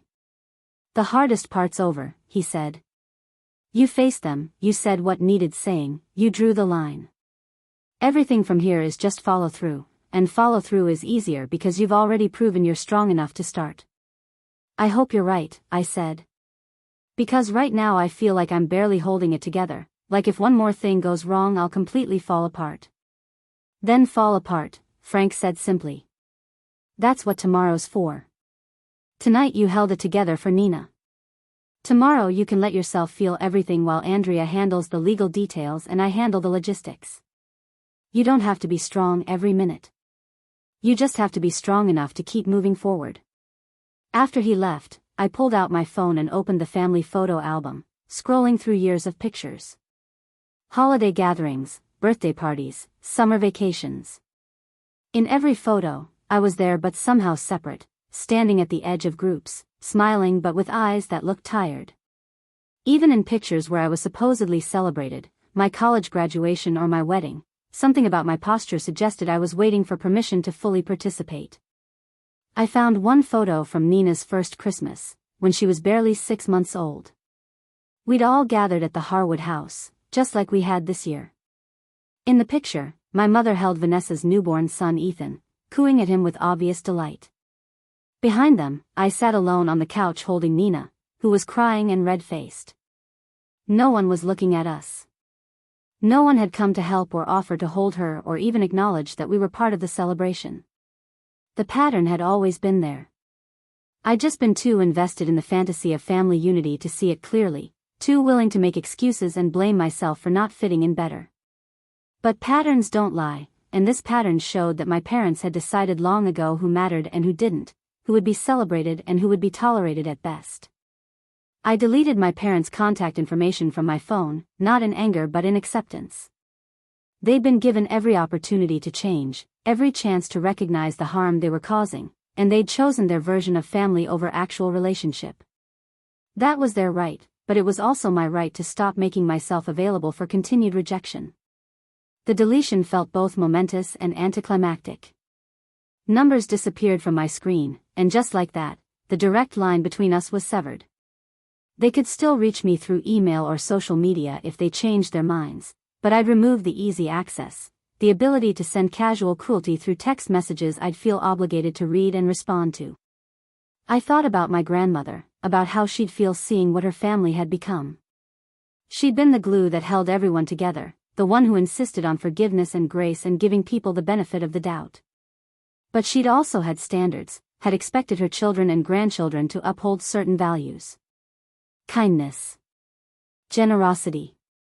Fair treatment of all family members regardless of station or circumstance. If she were here now, I thought she'd understand why I had to walk away. She'd understand that protecting Nina from toxicity wasn't betrayal of family, it was fulfillment of the real family values she'd tried to instill. The Harwood name was supposed to mean something, and I was making sure it still did, even if that meant redefining what it meant to belong. My phone buzzed with a text from Andrea Walsh. I've reviewed everything you sent. This is one of the clearer cases of grandparent alienation I've seen. We'll file tomorrow, and I'm confident we can get a temporary order within a week. Are you prepared for your parents to potentially hire their own attorney and fight this? I typed back quickly. I'm prepared for whatever comes. Nina's well-being is non-negotiable. Her response came immediately. Good. That's the mindset we need. See you at 9 tomorrow morning. I set the phone aside and looked at Nina one more time, her face peaceful in sleep, unaware of the legal battles brewing around her. She deserved this peace, deserved to grow up without the constant anxiety of trying to earn love from people who decided she wasn't worth the effort. If I had to fight my own parents in court to protect that peace, then I'd fight. And I'd win, because losing wasn't an option when my daughter's future was at stake. The house settled around me, creaks and groans of an old structure accommodating cold. Outside, Maple Ridge slept under stars and snow, a small town that prided itself on traditional values and family connections. Tomorrow those values would be tested in family court, and we'd see whether the legal system recognized that family wasn't just about biology, it was about behavior. About showing up. About making room at tables and in hearts for all children, not just the convenient ones.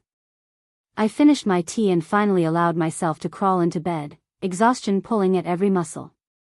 Sleep came quickly, heavy and dreamless, my body shutting down after running on adrenaline for too long. Somewhere in the night, Nina crawled in beside me, seeking comfort in unconscious awareness that we'd crossed into new territory together. I wrapped an arm around her and held on, two people against the world, but no longer alone because somewhere in this house slept a man who'd chosen to stand with us when he didn't have to. Family, I thought as sleep claimed me completely. Not the one I was born into, but the one I was building. The one that mattered. Andrea Walsh's office occupied the second floor of a brick building on Main Street, sandwiched between a bakery and an insurance agency. The smell of fresh bread followed us up the narrow staircase, a strange comfort given the circumstances. Nina sat in the waiting room with Frank, coloring in a book he'd brought while I entered Andrea's office alone, carrying a folder that had grown substantially thicker over the past 48 hours. Andrea was younger than I'd expected, maybe early 40s, with silver streaking through dark hair she'd pulled back into a no-nonsense bun. Her desk was organized chaos, files stacked precisely, sticky notes color-coded, a system that suggested someone who dealt with emotional devastation by imposing order wherever possible. She gestured for me to sit and immediately began flipping through the documentation I'd sent electronically. This is comprehensive, she said, her tone professionally neutral but with an undercurrent of anger that told me she'd seen too many cases like mine. Video evidence, financial records, witness statements, medical documentation of Nina's anxiety. Your neighbor Frank has been remarkably thorough. She looked up, assessing me. The question is what outcome you're seeking. Full estrangement with a no-contact order? Supervised visitation only? Or are you hoping the legal threat will force them to negotiate? I want whatever protects Nina, I said. If they're willing to commit to real change, measurable and monitored, then I'm open to supervised contact. But if they're going to fight this and claim they've done nothing wrong, then I want a court order that keeps them away until Nina's old enough to decide for herself whether she wants a relationship with people who've hurt her. Andrea nodded, making notes on a yellow pad. Vermont courts generally favor family reunification when possible, but they also take emotional abuse seriously, especially when it's documented as thoroughly as this. She tapped the folder. The financial exclusion is particularly damning. Setting up trusts for some grandchildren while deliberately excluding others shows intent, not oversight. Combined with the videos showing Nina being physically excluded from family gatherings, we have a strong case for a protective order.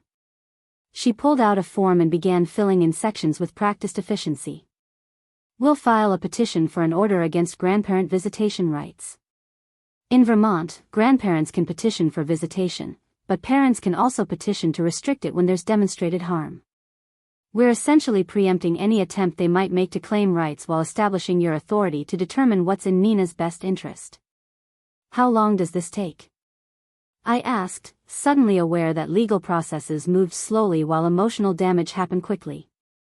We file today, Andrea said. Emergency hearing within a week given the documented harm and the upcoming holiday season. Judge Reeves handles most family cases in this county, and she's particularly attuned to emotional abuse of children. If your parents hire an attorney in contest, we could be looking at several months of proceedings. If they don't respond or choose not to fight, the order could be finalized in 30 days. And if they do something dramatic? I asked.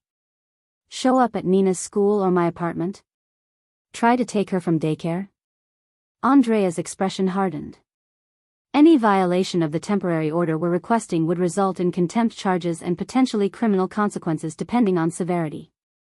Once the paperwork is filed and they're served, they're legally obligated to maintain distance. She met my eyes. I need to be clear that this is the nuclear option. Once you go down this road, reconciliation becomes exponentially harder.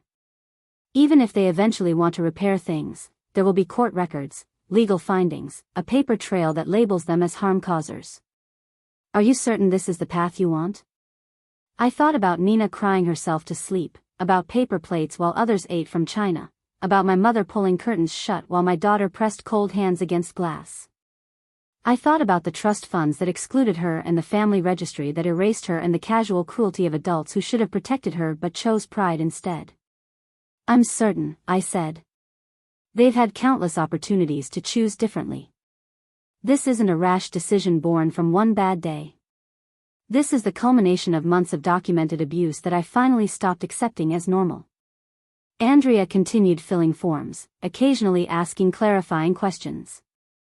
Nina's father's position? Supportive of the petition. Any history of my own legal issues or mental health concerns they could weaponize? None. Extended family who might testify on their behalf? Potentially my sister, but given that she'd participated in the exclusion, her testimony would likely hurt their case more than help it. After an hour, Andrea had compiled a petition that read like an indictment. Count after count of emotional harm, each supported by evidence impossible to refute.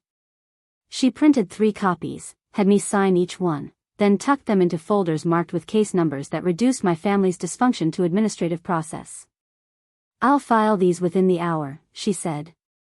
Your parents will be served by tomorrow evening at the latest. Once they receive service, they have 72 hours to respond. Expect them to be angry, possibly vindictive.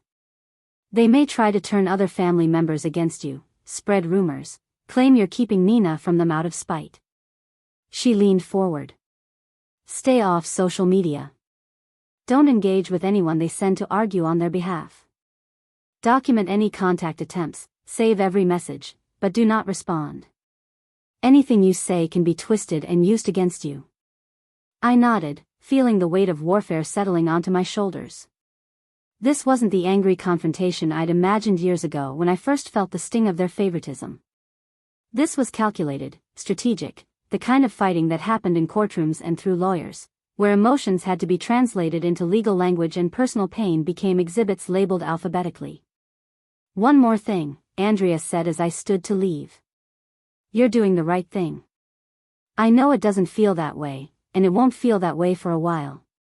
But I've seen what happens to kids who grow up absorbing the message that they're less valuable than their siblings or cousins. They carry that wound into adulthood, into their own relationships, into their parenting. You're stopping generational trauma right now. That takes courage most people don't have.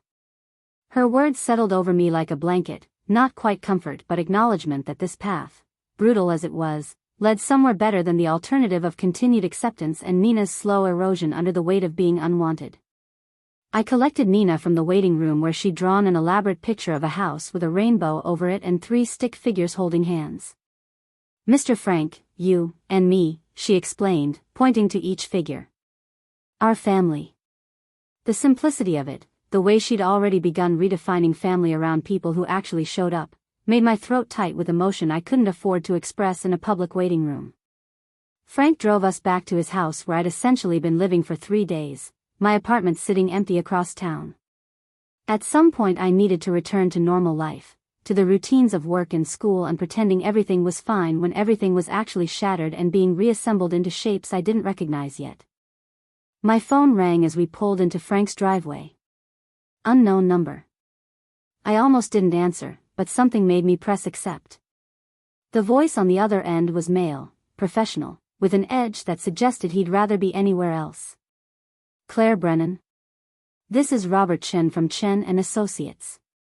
I've been retained by Gerald and Diane Harwood to address certain allegations you've made.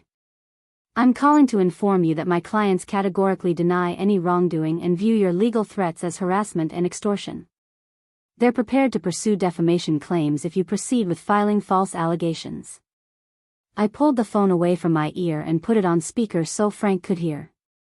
Mr. Chen, I said carefully, I'm not sure what my parents told you, but the allegations are documented with video evidence, financial records, and witness statements. Nothing about this constitutes harassment or extortion. I'm exercising my legal right as a parent to protect my child from emotional harm. Chen's voice took on a harder edge. Ms. Brennan, grandparents have rights in Vermont. Your attempt to alienate loving grandparents from their grandchild could backfire significantly. I suggest you withdraw whatever you filed and agree to mediation before this escalates further. Mediation was offered repeatedly, I replied, keeping my voice level. My parents refused to engage. They were given 48 hours to respond in writing to specific concerns about their treatment of my daughter. They chose to hire an attorney instead of having a conversation. That tells me everything I need to know about their priorities. You're making a serious mistake, Chen said. My clients are respected members of this community. They have resources and connections you can't match. Walking into a courtroom against them is not going to end well for you. The threat was thinly veiled, designed to intimidate me into backing down. A week ago it might have worked. But I'd already faced my parents directly, already delivered truth they couldn't ignore, already committed to protecting Nina regardless of cost.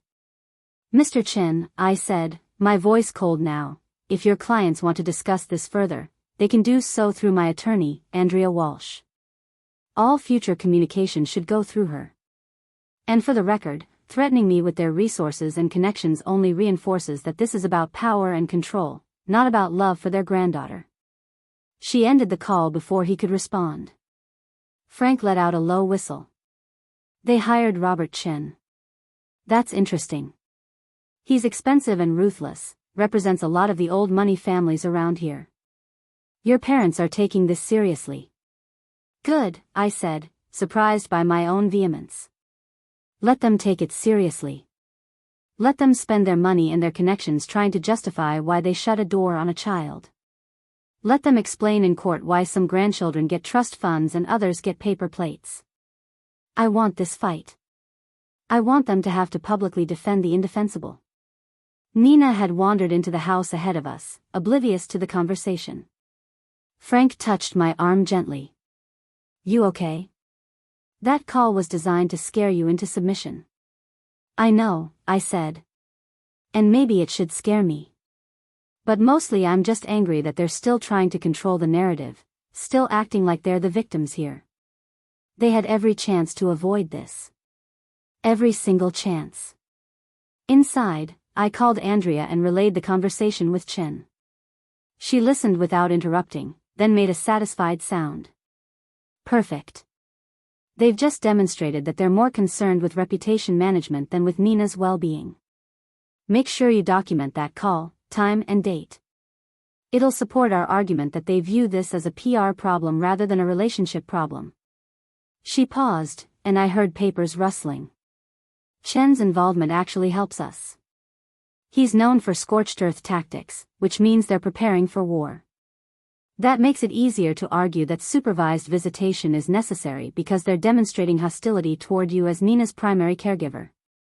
Judges don't look kindly on grandparents who try to steamroll parents through legal intimidation. After hanging up, I sat at Frank's kitchen table and let myself feel the full weight of what I'd set in motion. My parents had hired a lawyer known for ruthlessness. They were going to fight this with everything they had, which meant airing family dysfunction in public court proceedings where neighbors and community members could watch the Harwood family's carefully maintained facade crumble. Part of me wanted to call them, to try one more time to reach the people I remembered from childhood before everything went wrong.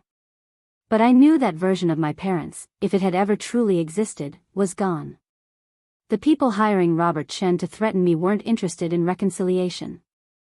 They were interested in winning, in maintaining control, in never having to admit they'd done anything wrong. My phone buzzed with a text from Vanessa. First time she'd contacted me directly since Christmas Eve. Heard you lawyered up. Really, Claire? You're going to drag the family through court because you have boundary issues? This is pathetic even for you. I stared at the message, at my sister's casual dismissal of documented harm, her framing of my protection of Nina as boundary issues. I thought about responding, about trying to make her understand that this wasn't about me but about her niece, about a child who deserved better than to be treated as lesser. But Andrea's warning echoed in my mind. Don't engage. Document everything but don't respond. I took a screenshot of the text and forwarded it to Andrea with a note. More evidence that they see this as a personal attack rather than a child welfare issue. Andrea's response came quickly. Exhibit G, keep them coming. The rest of the day passed in strange suspension, waiting for official service to happen, waiting for the next shoe to drop. Frank made dinner, something simple with pasta and vegetables, and Nina chattered about her hopes for what school would be like when it resumed after winter break. She seemed lighter somehow, as if removing the weight of trying to earn her grandparents' approval had freed energy she'd been spending on an impossible task. That evening, after Nina was asleep, Frank and I sat in his living room with the news on low volume, neither of us really watching. My parents will never forgive me for this, I said into the quiet. Even if they eventually realize they were wrong, the fact that I took them to court will be unforgivable. Frank considered this, his weathered hands wrapped around a mug of tea. Maybe, he said. Or maybe someday they'll understand that you loved Nina enough to protect her even when it cost you everything. That you chose her well-being over your own comfort. That's what parents are supposed to do, and ironically, it's a lesson they failed to learn themselves. Do you think I'm doing the right thing? I asked, needing reassurance even though I'd already committed irrevocably to this path. Or am I just repeating patterns, cutting people off the way they cut me off? Frank set down his mug and looked at me directly. You're not cutting them off arbitrarily. You're establishing boundaries after documented harm. You gave them chances to change. They refused. You're not mirroring their behavior, you're responding appropriately to their abuse. There's a difference, and it matters. His certainty steadied me. I thought about Kelly, about how Frank had spent 3 decades wishing he'd fought harder against his in-laws' rejection, how he'd turned that regret into action on behalf of another child. I thought about Nina sleeping peacefully upstairs, no longer crying herself to sleep wondering why she wasn't good enough. I thought about the kind of woman I wanted her to become, and whether that woman would respect a mother who accepted abuse or one who stood against it. The next afternoon, a process server appeared at Frank's door. Official court documents for the Harwoods, requiring their appearance at a hearing scheduled for January 3rd. The server asked if I knew where to find them, and I gave him the Prescott Lane address, watching him drive away to deliver papers that would detonate whatever remained of my relationship with my parents. 2 hours later, my phone exploded with messages. My father, his words clipped and furious. How dare you involve the courts in family matters? You've embarrassed us, humiliated us, and destroyed any chance of reconciliation. Don't expect us to forget this. My mother, her approach different but equally hostile. "I don't know what lies you've told that lawyer, but we will prove the truth. You're an unfit mother who's poisoning Nina against her own family. We'll see what the judge thinks of your manipulation." Vanessa, her message brief and cutting. "You're dead to me. Don't ever contact me or my children again." I read each message twice, letting the words sink in, feeling the finality of bridges burning. Then I forwarded them all to Andrea with a simple note. "They've been served." Her response included a satisfied emoji followed by professional text. Perfect.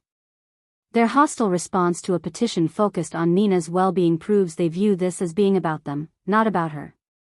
Save everything. Every message is evidence that they prioritize reputation over relationship. That night, I lay in bed unable to sleep, mind racing through possible outcomes.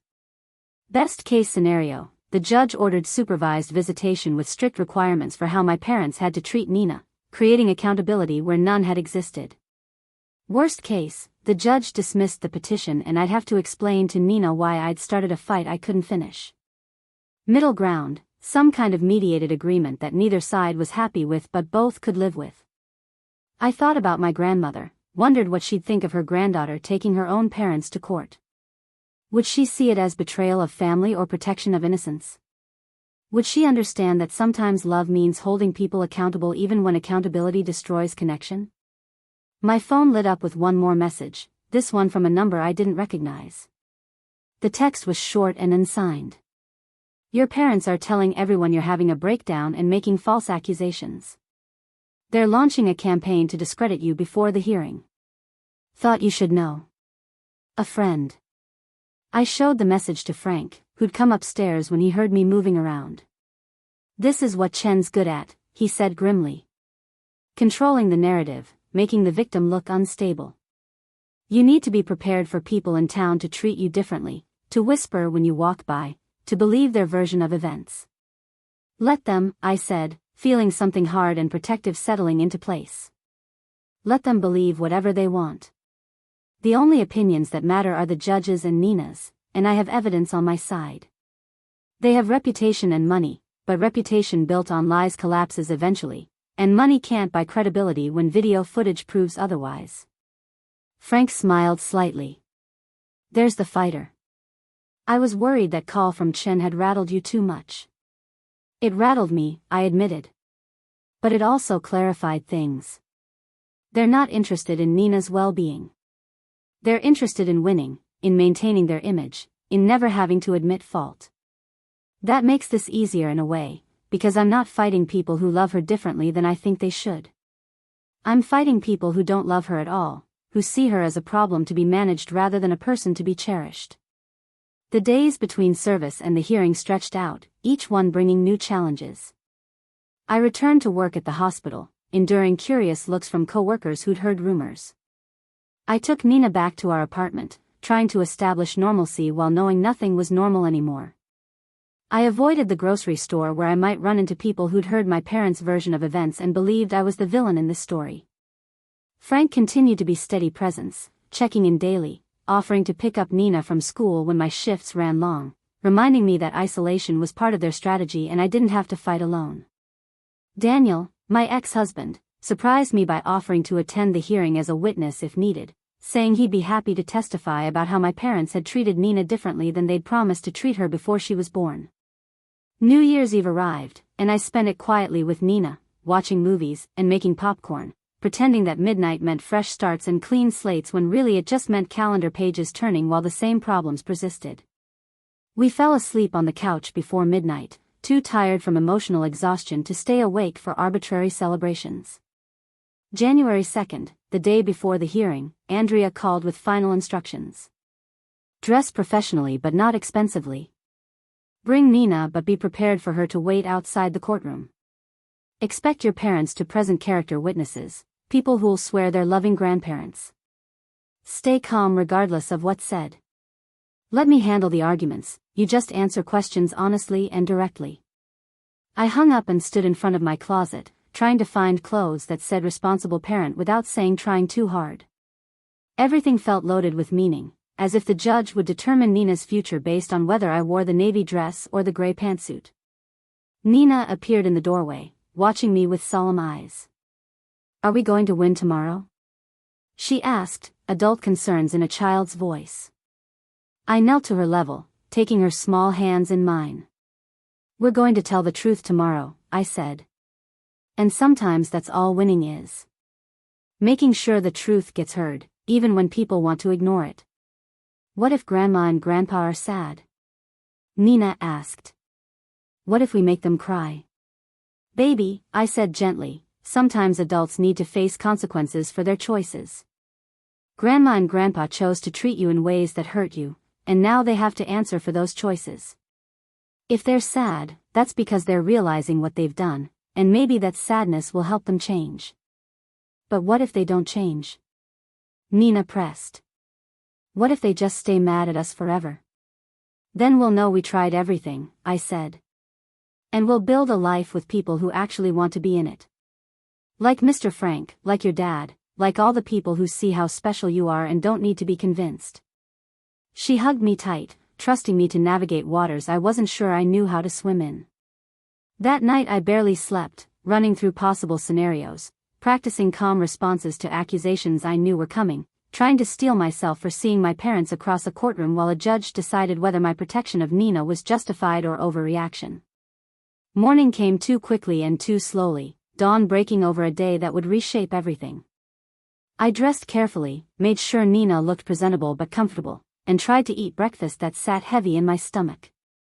Frank appeared at 8 to drive us to the courthouse, his presence a reminder that I wasn't fighting alone even when it felt that way. The courthouse in Burlington was imposing, stone and marble and the weight of justice that sometimes served the powerful more than the vulnerable. We climbed the steps together, Frank's hand steady on my back, Nina's hand tight in mine, three people about to ask a stranger in a robe to validate that love shouldn't come with conditions, that children deserve protection even from family, that sometimes the bravest thing a parent can do is stand between their child and people who wear the mask of caring while causing harm. Judge Reeves had silver hair and sharp eyes that missed nothing. She sat elevated behind dark wood, reviewing documents while Andrea and Robert Chin traded preliminary arguments. My parents sat across the aisle with Chin, both dressed immaculately, faces arranged in expressions of wounded dignity. They hadn't looked at me once since entering the courtroom. Andrea presented evidence methodically. Video clips played on a screen showing Nina excluded from family gatherings. Financial documents revealed trust fund disparities. Frank testified about what he'd witnessed over months, his retired teacher credibility lending weight to observations my parents couldn't dismiss as biased maternal perception. Chin countered with character witnesses, neighbors who swore the Harwoods were pillars of the community, generous and kind. But when Andrea cross-examined, asking if any of them had personally witnessed interactions between my parents and Nina, their certainty wavered. They'd seen the public face, not the private cruelty. My mother took the stand, composed and articulate. She claimed the exclusions were misunderstandings, that Claire had always been oversensitive, that they'd tried to include Nina but Claire made everything difficult. Her performance was convincing until Andrea played the video from Christmas Eve, my mother's voice clear as she offered paper plates while her other grandchildren ate from china. The courtroom went silent. Judge Reeves leaned forward, replaying that segment twice. "Mrs. Harwood," she said, her tone carefully neutral, "can you explain the disparity in how you treated the children that evening?" My mother's composure cracked slightly. "We weren't expecting them," she said. The table was already set. It was a matter of logistics, not favoritism. Andrea pulled up financial records, pointing to dates. The trust funds for Ethan and Lily were established at their births. Nina is 7 and has no such account. Is that also logistics? My father stood suddenly. This is a witch hunt. We're being persecuted for how we choose to manage our own finances and family relationships. His outburst drew a sharp look from Judge Reeves. "Mr. Harwood, sit down." She waited until he complied. "This court isn't concerned with how you spend your money. It is concerned with whether your treatment of your granddaughter constitutes emotional harm that warrants protective intervention." The hearing lasted 3 hours. By the end, my parents' carefully constructed defense had unraveled under the weight of documented evidence they couldn't explain away. Chen tried redirecting, emphasizing their community standing and clean records, but Judge Reeves seemed unimpressed by credentials that had nothing to do with how they treated a child. Finally, she removed her glasses and addressed the courtroom. I've reviewed extensive evidence showing a pattern of exclusion, disparate treatment, and emotional harm to the minor child Nina Brennan. While grandparents have no inherent right to visitation in Vermont, parents have absolute authority to determine what serves their child's best interests. She looked directly at my parents. Mr. and Mrs. Harwood, your actions as documented constitute emotional abuse. Whether intentional or not is irrelevant. The impact on Nina is measurable and harmful. She turned to me. Ms. Brennan has demonstrated that she acted appropriately by attempting to address these concerns before seeking legal remedy. Her parents refused to engage constructively. Judge Reeves signed an order with decisive strokes. I am granting a protective order restricting Gerald and Diane Harwood from contact with Nina Brennan for a period of 6 months. At that time, if they wish to petition for supervised visitation, they may do so, but only after completing a parenting course focused on grandparent relationships and submitting to evaluation by a family therapist who will assess their understanding of the harm caused. My mother made a sound somewhere between a gasp and a sob. My father sat rigid, fury radiating from every line of his body. Chen gathered papers with sharp movements, clearly unhappy with an outcome his reputation hadn't been able to prevent. Court adjourned. Andrea squeezed my shoulder. You did it. She protected Nina. That's all that matters. Outside, winter's sun reflected off snow with blinding brightness. Nina waited with Frank on a bench, swinging her legs and looking impossibly small against the courthouse's imposing architecture. When she saw me, she ran over. Did we win? I lifted her up, holding her close. We told the truth, and the judge listened. That's what winning looks like. Frank approached, his expression warm with approval. Judge Reeves is known for cutting through pretense. Your parents discovered that reputation and money matter less than evidence and honesty. Over the following weeks, life settled into new patterns. My parents made no attempt to contact us, their silence speaking louder than words ever could. Vanessa blocked me on all platforms, choosing sides the way she always had. Extended family members sent occasional messages, some supportive, others accusatory, but none of it mattered compared to watching Nina's anxiety decrease as she stopped bracing for rejection. Frank became a fixture in our lives, the grandfather Nina deserved, attending school concerts and helping with homework without keeping score or making comparisons. Daniel stepped up too, taking Nina every other weekend and making sure she knew she was loved without conditions. 6 months later, my parents' attorney filed a petition for supervised visitation. Andrea represented us at the hearing where a family therapist testified that while the Harwoods had completed the required course, they still demonstrated limited insight into the harm they'd caused. They viewed the protective order as punishment rather than consequence, saw themselves as victims rather than perpetrators. Judge Reeves denied their petition, extending the protective order another 6 months. Perhaps with more genuine self-reflection and accountability, she suggested, future petitions might be viewed more favorably. I never heard from my parents again. They chose pride over relationship, reputation over repair, being right over being loving.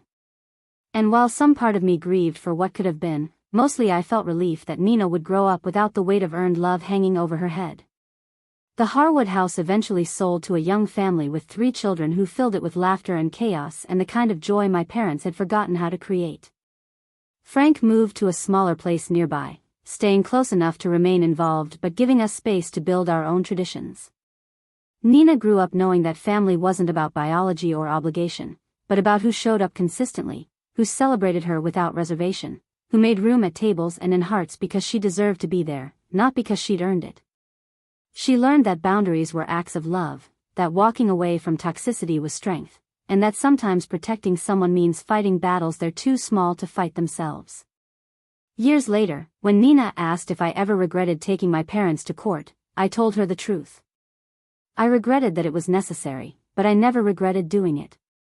Because she was worth fighting for, worth protecting, worth choosing even when choosing her meant losing people I'd spent my whole life trying to please.